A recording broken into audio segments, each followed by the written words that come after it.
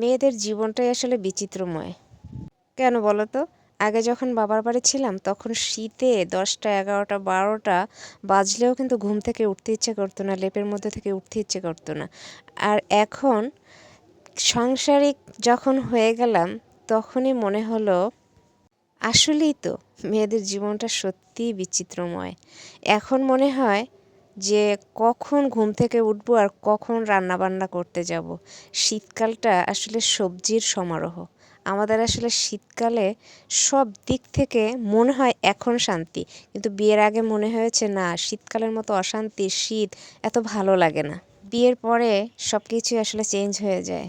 যা পছন্দ করতাম না সেটাই এখন পছন্দের তালিকায় ফার্স্ট হয়ে গেছে। যেটা সহ্য করতে পারতাম না সেটাও সব কিছু এখন সহ্য হয়ে হয়ে গেছে। কি আর করার, এটাই হচ্ছে মেয়েদের জীবন।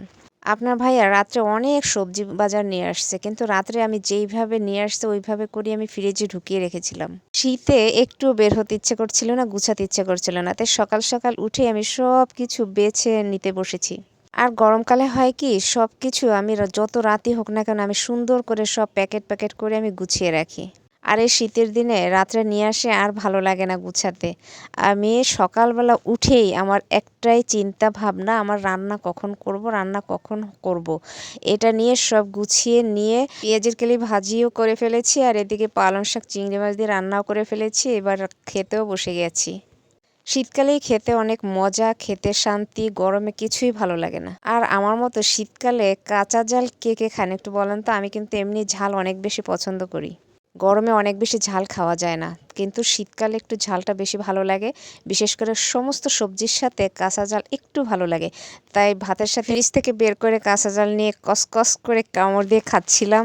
খুব মজা করে আমি খাচ্ছিলাম। খাওয়ার পর একটু বাইরে বের হলাম, ছাদটা একটু ঘুরে দেখলাম। সন্ধ্যা হয়ে গেছে, সমস্ত পাখি তার ঘরে ফিরে যাচ্ছে। আমিও ঘরে ঢুকবো। ঢোকার পরে তারপর আপনাদের সাথে একটু শেয়ার করলাম যে বাইরের আবহাওয়াটা, শীতকালটা খুবই ভালো লাগে। কি সুন্দর ফুল ফুটেছে শীতকালে, কত বাহারি সবজি, বাহারি ফুল। শীতের মতো আসলে সৌন্দর্য আসলে কোনো ঋতুতেই নেই। কিন্তু তারপরও শীতকালটা অনেক কষ্টের। বেশি বেশি যখন শীত পড়ে তো সন্ধ্যার সময় আপনার ভাইয়া আবার নিয়ে আসলো হাজির মোমো। মোমো খেতে খেতে আপনাদের কাছে বিদায় নেব। মোমোটা অনেক ভালো লাগে আমার, সবসময়ই প্রায় নিয়ে আসে আপনাদের ভাইয়া। আমাদের বাসার সামনেই একদম দোকানটা। অনেক ফাস্ট ফুড নিয়ে বসছে উনি, কিন্তু আমার সবথেকে ভালো লাগে মোমোটা। তাই আপনার ভাইয়া প্রায় এই মোমোটা নিয়ে আসে। মোমো খেতে খেতে আপনাদের কাছ থেকে বিদায় নেব। বলতে বলতে শীতকালটা চলে যাবে, আর শীতকালটা আপনারা খুব ভালো উপভোগ করুন। সবাই ভালো থাকবেন, সুস্থ থাকবেন। আল্লাহ হাফেজ।